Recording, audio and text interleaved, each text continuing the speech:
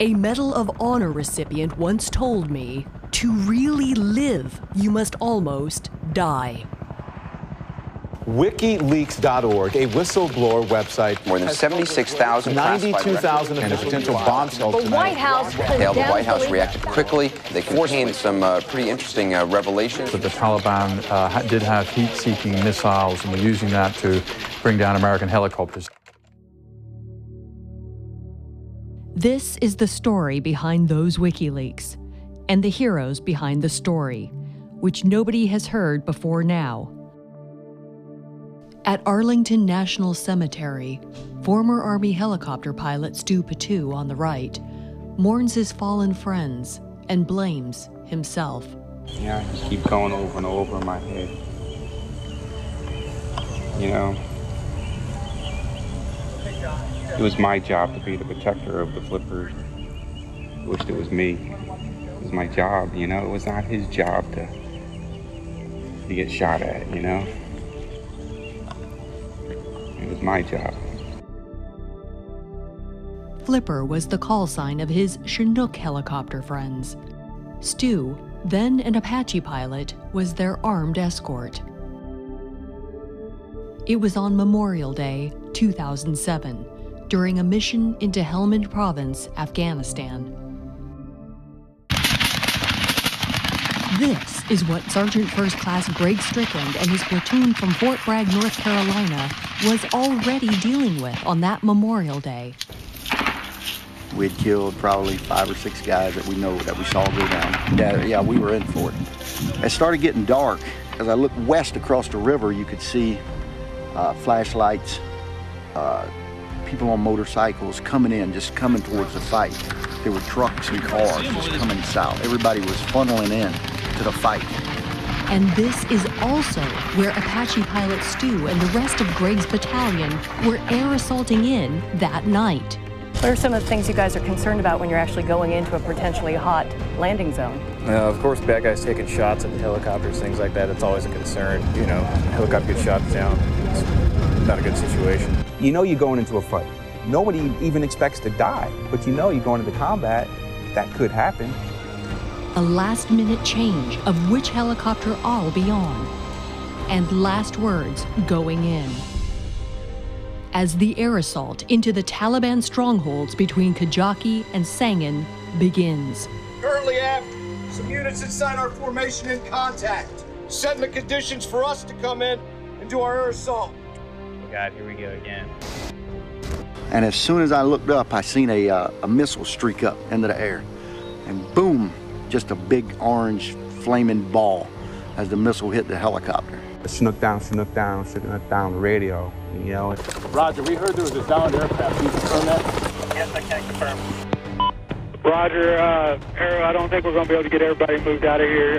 Can you get around the crash site? We're here that they're taking small arms over there. See that big fire over there now? I don't know what that came from. When I heard on the radio, Chinook Down, I was like, my heart just jumped.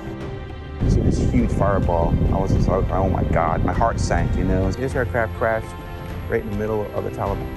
There were Taliban everywhere. The platoon nearest to the crash was Sergeant Greg Strickland's. They were surrounded. He shot this cell phone video of the burning helicopter before being ambushed. You know, we're 7 guys. We're out here all by ourselves. Well, you were outnumbered. We're definitely outgunned. I didn't know if there were people alive. I didn't know if everybody was dead. I didn't know what was going on. But I knew without a doubt I was not going to leave, you know, because there's American soldiers there. Yeah, but you were surrounded. You had bad guys coming in to get you guys. There was no way I was going to leave and let an American soldier, you know, whether he was dead or alive, let the Taliban get to him. Roger, we got the crash site in sight. The helicopters really did open up then, the 30 Mach, they just in a circle around us, and they were shooting. It's like sharks overhead. Yeah.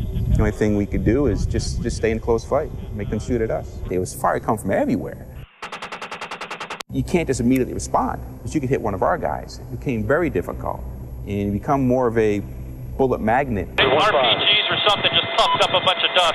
Halfway through the fight, I had a missile, it was at night, fly right by my left door. You know, I could see it go by, a glow, just whipping by the aircraft. Apache pilot Stu refused to leave Platoon Sergeant Greg and his men alone at the crash site, despite running low on bullets and fuel.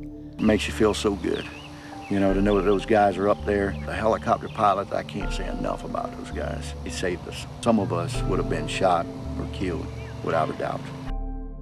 Despite the air support from these crash site photos taken the next day, you can understand why, unfortunately, Platoon Sergeant Greg found no survivors that night in the violent flames. Trying to look for, you know, people that might have been thrown from the wreckage that might be still alive. This A-10 combat search and rescue pilot was helping Greg too. There's 2 people who are unaccounted for. I understand one of them was possibly you that they were looking for. They said, hey, there's 7. There were 7 total on the aircraft because there was 2 reporters. They thought it was us. We had to go back in and search for the reporter, the other body. In the middle of all this? Yeah. You had to go back up into all this flaming mess. It was still burning pretty heavy. You just kind of take a deep breath and continue on. So Greg recovered the bodies of Stu's helicopter friends. These 5 Chinook crew members and a soldier from Britain and Canada, mistaken for reporters because they'd switched helicopters with me right before the mission began. We don't leave people behind. They were the best we had, and they were heroes. At a battlefield memorial after the fight, the soldiers mourned their friends killed on the Chinook. Yeah, it was personal. You know, they shot down some of our comrades. That's personal.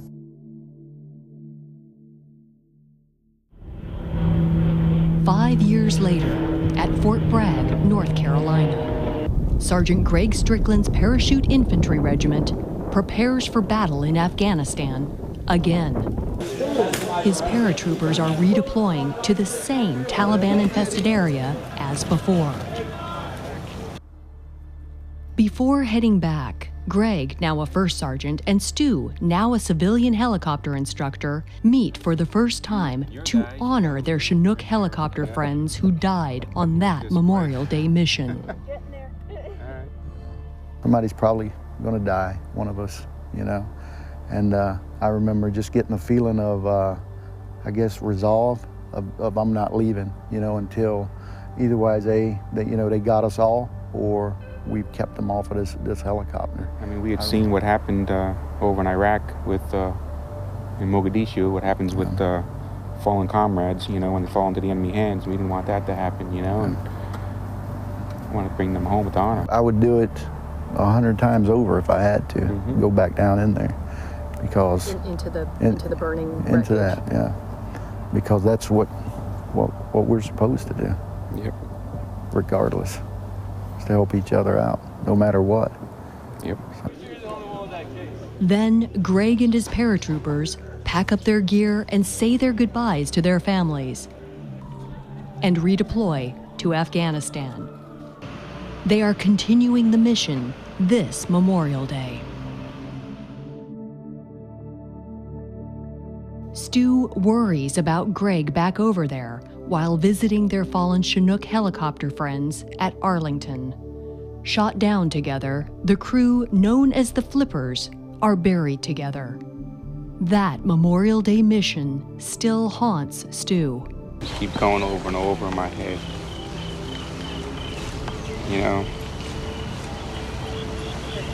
it was my job to be the protector of the Flippers, you know, and I just would have wished it was me. Maybe there is a reason for why you're here, yeah. Stu. Maybe there is a reason why I'm here, why Greg's here. Yeah, I know. Maybe it's the duty to carry on so folks don't forget. But it's hard.